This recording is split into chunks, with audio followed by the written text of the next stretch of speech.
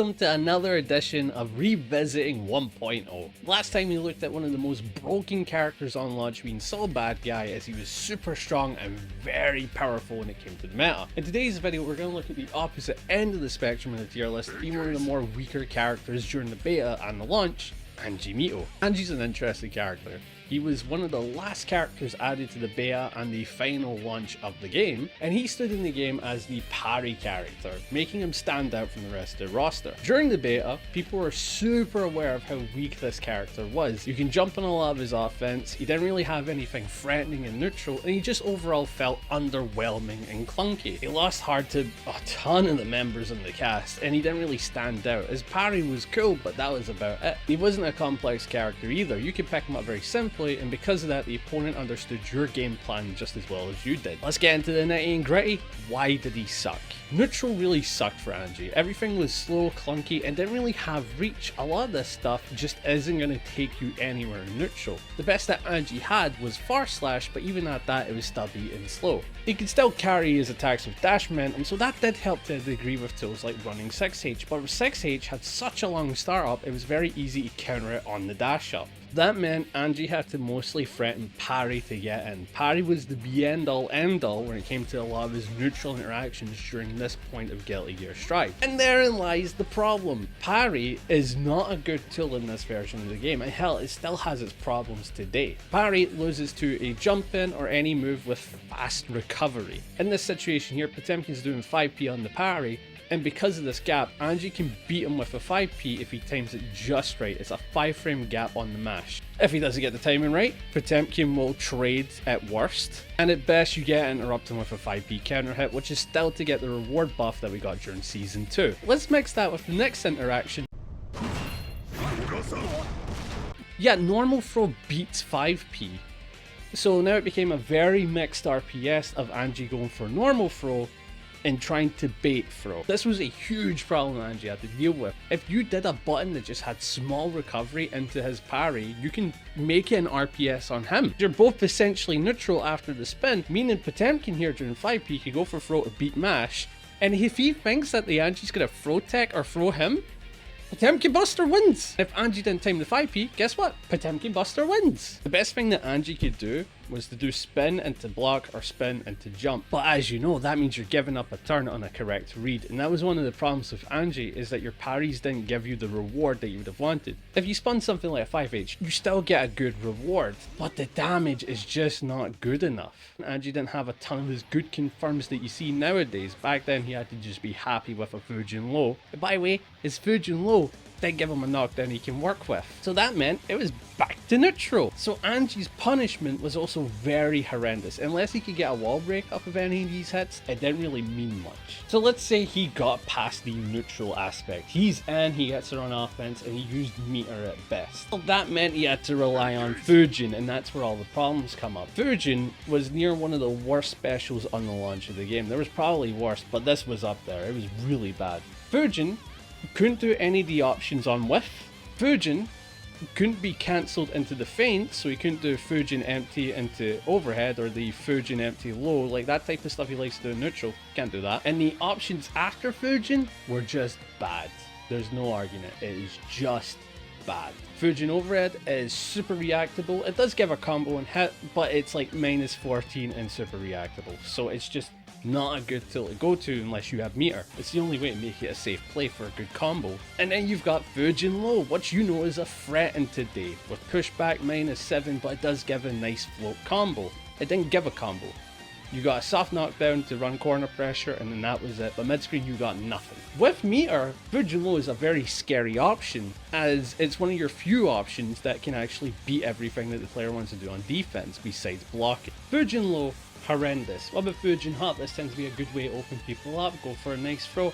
It's about the same, except it comes out slower, and when he does it, he's in a counter hit state the entire time. The opponent felt like mashing a 5p, that's now a counter hit 5p anti-air combo. If Potemkin wanted to go for a close slash like a madman, that's going to deal a ton of damage. You start to see how badly everything is. It feels like nothing about Anji was well thought out. Fujin projectile is a bit the same, but it is overall worse here because I believe the plus frames in the box itself, the hitbox, isn't as good as it is in current Strive. To create the whole meme where everybody was talking about, just jump Anji. Jumping Anji after Fujin is not a bad idea because the Fujin recovery is still very long in this version. You'll jump everything besides the low, and as we talked about, unless Anji has meter, the low is extremely low in terms of reward. That, and it's a true block strike, meaning Anji has to do a delay low to catch you with a perfect frame timing on your jump. You just start to see how much this character suffered when he used Fujin, compared to now where he's kind of a madman. Charged Fujin also gave no real reward on block strings, it's a bit the same, except Charged Fujin on hit gave a very cool combo. You could do the hop to get the rest, to get a lot of damage, but this is requiring you to hit Charged Fujin, which is like a 40 frame mid. If you got hit by this actual gap, like, there's no argument, you got gapped. He wants to make his pressure a little bit more saucy, you know, he wants to get in your head. How about he uses the butterfly? That's gonna be a great meaty throw. Shit. Holy Jesus. What is that? What the fuck is that? What is that, Private? Yeah, it took 38 frames to come out, so it was kind of hard to use as a meaty tool. As we know, Fujin low gives you basically no knockdown reward. Then pressure, because it's a 38 frame startup, there was so much room to challenge him. This is the fakest play that Anji could go for. If he gets away with this, gap, just gap. So Fujin's bad. There's no mental stack going on, you can just jump it, jump it, jump it. And if he did Fujin empty, he didn't have enough time to really go for Ko. Like, he could do it, but like, he might not catch you sometimes. Ko was like the best thing about Anji's kit. He gets a reward on an anti-air, he's able to stop your jumping, it does a lot of damage, it's a good combo star, but that requires you to jump Anji in neutral, which there's no need to. We talked about this. And you know how I mentioned spin is just not really a good tool? Let's say that he went for a Fujin or charged something and you spun it, but it was a projectile that you sent in Anji's direction. Well, if Anji spun a projectile, he had to pray. Why? He does a spinning animation as you see here, but you notice something about his opponent? That's right, as Anji spinning here, the opponent has full reign to move as he pleases. That means if Anji spun a projectile, he had to take a 50-50. This is why Potemkin Anji was so bad. Slidehead countered a ton, and then even if he spun Slidehead, this was a potbuster 50-50. There's nothing he can do here. He genuinely has to guess. He has to guess jump or block. That's it. You see some of the issues with this Anji, man. Like, he nothing pairs well. At this point, it was very hard to compete with Anji. So what was the best strategy with this clearly horribly designed character who's missing way too much? Best way to play Anji was strike throw. Genuinely, this is the best way to play him. Doing button into throw, stagger, staggers, throw. And during this point, it made it even worse to stagger with him because he's one of the few characters where close slash is -2. This meant close slash pressure was fake. It was beyond fake. It wasn't good. You can't stagger it like the best top tiers like Nagori Yuki at the time, or Sol Bad Guy, or Potemkin, who wasn't even a top tier, but he could stagger it. Because everything was multi-hitting as well, FD also just bet him. FD wasn't good during this point, but being able to just FD 6H just made it a dead tool. Like, I don't help this guy. And that's not even to mention his defense. Defense is a very subjective thing per character. We do know that Sol absolutely had the best defense in the game, having a free framer, a DP, and DPRC. He can get out of a lot of situations. Leo White Fang's up there for having better defense because his reward is much better on a meterless DP. Have good defense, you either need amazing reward or ways to get out of bullshit. Anji didn't have either. Repeat is still to become the best mashing tool that you recognize. This comes out in 6 frames instead of 5. This is a big deal as it meant that he had to use standing 5p to mash out.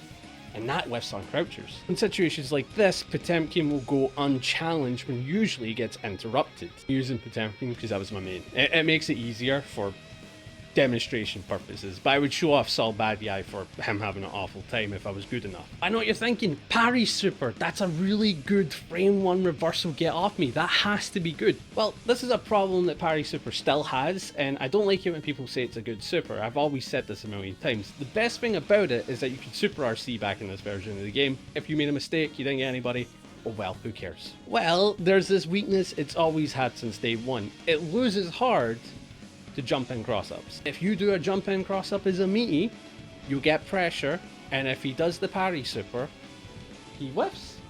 and he dies. So you see why this character struggles. Nobody really abuses this weakness about the cross up, but it still exists. You can still get away with this. It's a little tighter because they made the restrictions a little better for Anji, but you can still abuse the crap out of this. As you know, spin takes 10 frames for it to be active, so yeah, that's not a good defensive tool either, is it? Anji in this version just wasn't good. You wouldn't see people competing with him because it was almost impossible to compete with him. The best players I know during this point that tried to compete with him were players like Jiro in Japan, who did a pretty solid job of the character despite the limitations. In the end, Anji was very disappointing and needed a ton of workups to actually be made into the fully fledged character he is now, where it's a little bit harder to predict what he wants to do. In Charge Fujin, chef's kiss. I love how they've designed current Charge Fujin. But that is it for today's video. I really enjoyed it. I thought it was fun working on this, showing you how Anji was lacking in a lot of ways and how he was just kinda, he needed more. A definite bottom tier for sure, as one of the first main bottom tiers that everybody recognizes, but there's also quite a few during the launch of Strive. I don't know what character I'll do next. I've got quite a few ideas to go to the other top tiers or the other low tiers, but I'm gonna have to do my research for that one. And if you guys enjoyed, be sure to like and subscribe, hype it up, it means a ton, and tell me who you want me to cover, and if you could give me any research notes, that would also be fantastic. That's gonna be me, Panda, signing out.